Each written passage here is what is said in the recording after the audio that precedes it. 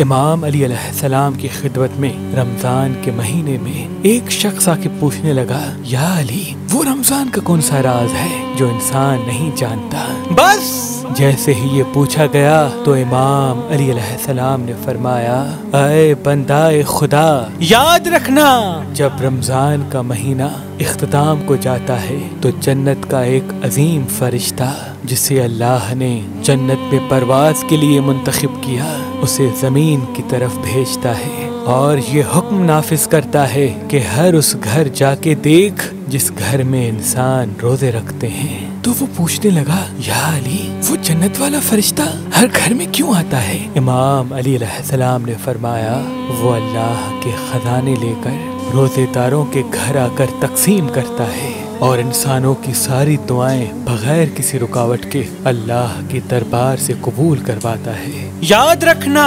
رمضان کے آخری ایام دعا کی قبولیت کے لیے، کامیابی و کامرانی کے لیے اللہ کی طرف سے ایک عظیم تحفہ ہے، ایک عظیم تحفہ ہے،